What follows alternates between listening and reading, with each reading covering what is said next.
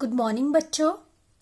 आज हम हमारी संस्कृत की पाठ्य पुस्तक का अष्टादश पाठ सुभाषितानी पढ़ेंगे और समझेंगे। पेज नंबर 76 निकाल लो बुक का। कौन सा पाठ है? अष्टादश। अष्टादश यानी 18 पाठ। कौन सा पाठ पढ़ेंगे आज हम? पाठ 18। क्या नाम है पाठ का? सुभाषितानी, है ना। ये क्या है? श्लोक है। पहला श्लोक क्या दिया है? यदा यथा यथा हि पुरुषः कल्याणे कुरुते मनः तथा तथास्य सर्वथा सिद्ध्यन्ते नात्र संशय। अब इस श्लोक का मतलब क्या हुआ? जैसे जैसे, यथा यथा यानी जैसे जैसे मनुष्य, पुरुष मतलब मनुष्य, अपना मन कल्याण के कार्य में लगाता है। जैसे जैसे मनुष्य अपने मन को कल्याण के कार्य में लगाता है, वैसे वैसे उसकी सभी मनोकामनाएं, सर्वधा मतलब सभी, तो उसकी क्या होती है? सभी मनोकामनाएं क्या हो जाती है? सिद्ध होती है, पूर्ण होती है। नात्र संशय, संशय मतलब क्या होता है? शंका, जिसमें संदेह हो, है ना। सारे संदेहों का नाश हो जाता है, मतलब सारे शंका है मिट जाती है। अब अगला श्लोक है, क्या दिया है? ईर्षी घृणी न संतुष्ट क्रोधनो नित्य शंकित पर भाग्यो जपि जीवी च षडेत नित्युत दीक्षिता। यानी इसका मतलब क्या हुआ? ईर्षी घृणी। अब ईर्षी मतलब ईर्ष्या करने वाला, जो ईर्ष्या करने वाला होता, और घृणी मतलब घृणा करने वाला। तो जो ईर्ष्यालु होते हैं, घृणा करने वाला, असंतोषी, न संतुष्ट मतलब असंतोषी, क्रोध करने वाला यानी क्रोधी, नित्य शंकित यानी हमेशा शंका करने वाला। एक तरह से क्या बोल सकते उसको? शंकालु रहने वाला, है ना। और जो दूसरों के भाग्य पर जीने वाला, जिसको क्या बोल सकते हैं हिंदी में? परोपजीवी, यानी दूसरे के भाग्य पे जीने वाला। च यानी ये, षडेत मतलब 6 लोग, यानी 6 प्रकार के। नित्युत खिता यानी हमेशा क्या रहते हैं ये 6 लोग? हमेशा दुखी रहते हैं। कौन कौन से? ईर्ष्या करने वाला, घृणा करने वाला, संतुष्ट न रहने वाला, क्रोध करने वाला और शंका करने वाले, और दूसरों के भाग्य पर जीने वाले। ये हमेशा क्या होते हैं? दुखी रहते हैं। अब तीसरा श्लोक क्या दिया है? विद्या विवादाय धनम मदाय शक्ति परेशान परिपीडनाय खलस्य साधोः विपरीत में तत् ज्ञानाय दानाय च रक्षणाय। अब विद्या, अब यहां क्या बताया? विद्या विवादाय धन मदाय, यानी दुष्ट की विद्या, जो दुष्ट व्यक्ति होते हैं उनकी विद्या काय के लिए होती है? वो विवाद के लिए। जो दुष्ट व्यक्ति की विद्या काय के लिए होती है? विवाद के लिए।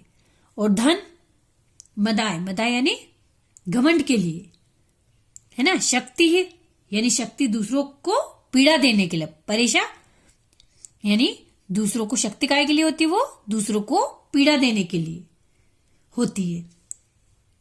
खलस्य साधु यानी साधु इसके विपरीत होता है। जो साधु लोग होते हैं वो हमेशा इसके विपरीत होते हैं। उनकी जो विद्या होती है वो काय के लिए होती है? ज्ञान के लिए। धन काय के लिए होता है उनके पास? दान के लिए। तथा शक्ति काय के लिए होती है उनके पास? शक्ति दूसरों की रक्षा करने के लिए होती है। तो यहां क्या बताया है?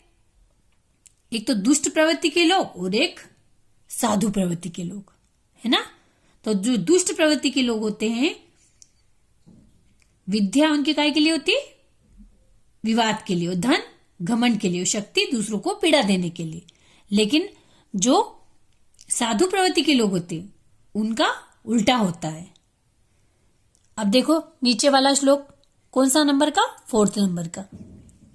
राष्ट्रम मम पिता माता प्राणः स्वामी धनम सुखम बंधुराप्तः सखा भ्राता सर्वस्वम में स्वराष्ट्रकम, यानी राष्ट्रम, यानी किसकी बात करें यहाँ पे? राष्ट्र। राष्ट्र को क्या बताया?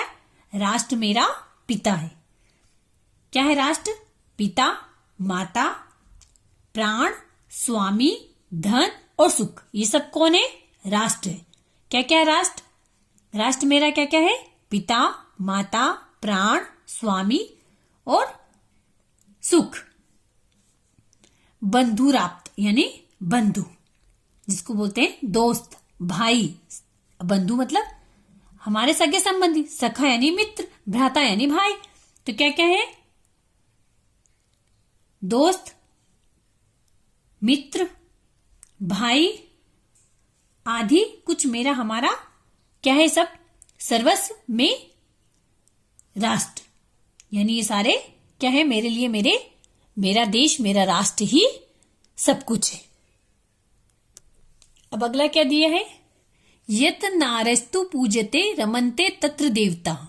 जहां नारस्तु यानी नारियों की, जिस जगह हमेशा नारियों की पूजा होती है, वहां हमेशा देवताओं का वास होता है। और जहां पर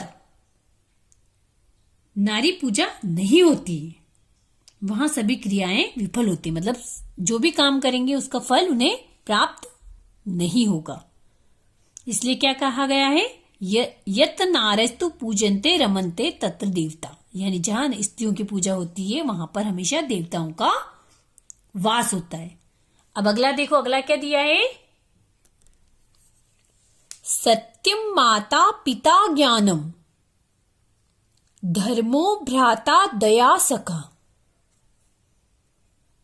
शांति पत्नी क्षमा पुत्र षडेत मम बांधवा। सत्यम यानी सत्य, माता पिता, ज्ञान। अब सत्य क्या है? माता पिता, ज्ञान, ज्ञान, धर्म, भाई, मित्र, शांति। अब शांति क्या है? पत्नी, क्षमा, पुत्र। क्षमा क्या है? पुत्र। षडेत म बांधवा, यानी षडेत मतलब यह 6 मेरे क्या है? बांधे हुए। ये 6 मेरे क्या है? बांधे हुए। अब अगला श्लोक देखिए 7 नंबर का। वर में को गुणी पुत्रो न च मूर्ख शतान्यपि एकश्चंद्र स्तोमो हंति च न च तारागणा अपि। अब क्या बताया यहाँ पे? वर में को मतलब एक तरह से वरम मतलब क्या होता? श्रेष्ठ। तो वर में को मतलब सैकड़ों। वर में को का अर्थ क्या हुआ? सैकड़ों। गुणी मतलब गुण वाले। पुत्रों मतलब पुत्र। न च मूर्ख शतान्यपि, यानी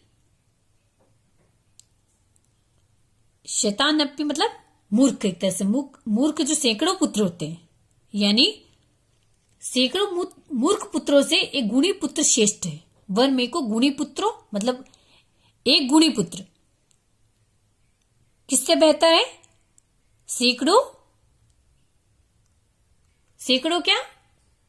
मूर्ख पुत्रों से। मान लो किसी के बहुत सारे पुत्र हैं, ठीक है, और मूर्ख है, उनमें अकल ही नहीं है, तो किस काम के वो पुत्र?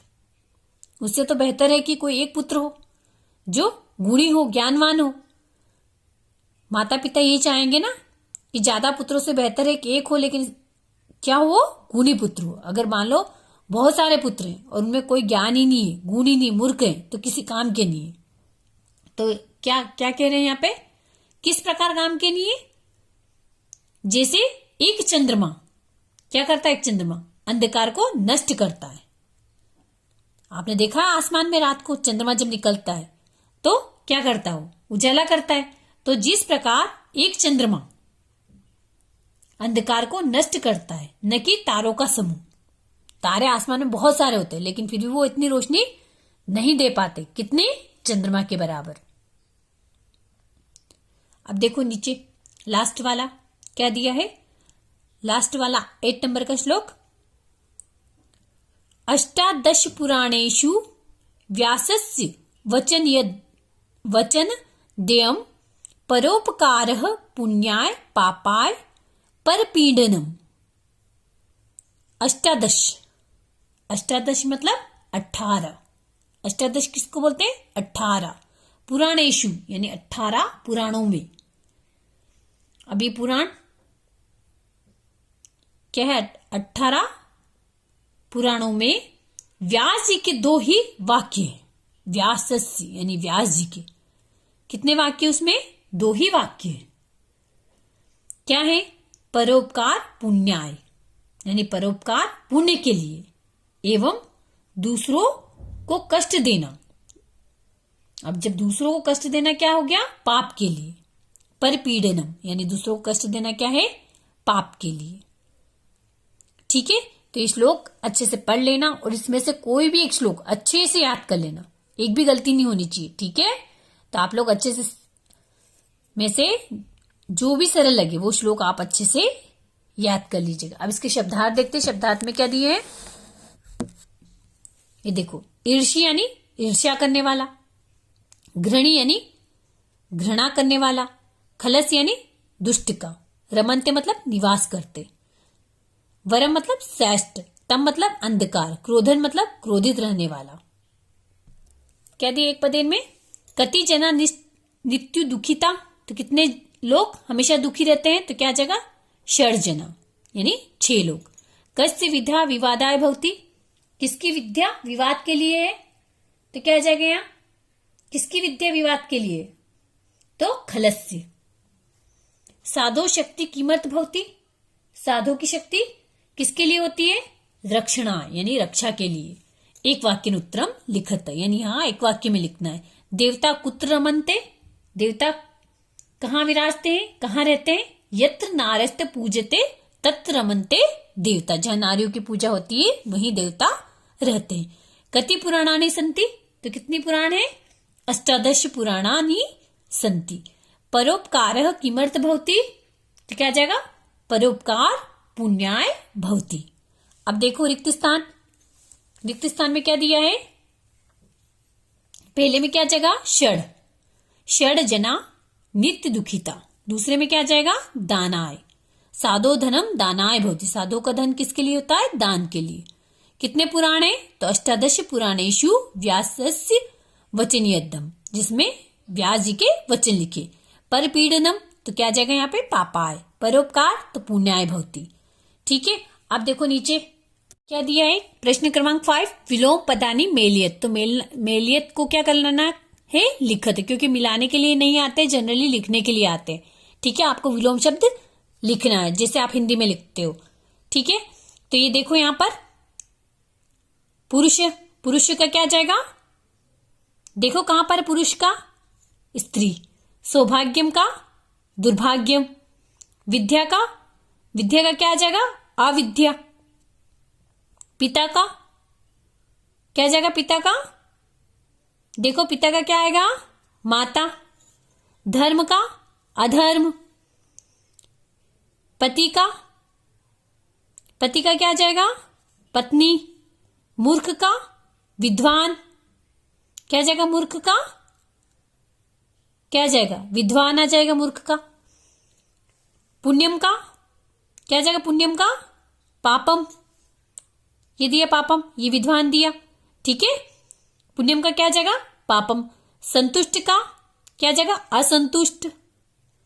दुखम का सुखम। ज्ञानम का अज्ञानम। भ्राता का भगिनी। सत्यम का असत्यम, कहां दिया असत्यम? ये दिया असत्यम। पुत्र का पुत्री। उपकारः, उपकार का क्या जाएगा? अपकार। ठीक है, तो ये जो पाठ था अष्टादश पाठ, इसको एक बार अच्छे से और पढ़ लीजिएगा और इसमें से एक श्लोक बहुत अच्छे से याद कर लीजिएगा और उसको एक बार रफ कॉपी में लिख लीजिएगा। ठीक है, तो आज की कक्षा को मैं यही समाप्त करती हूं। फिर मिलेंगे अगली कक्षा में।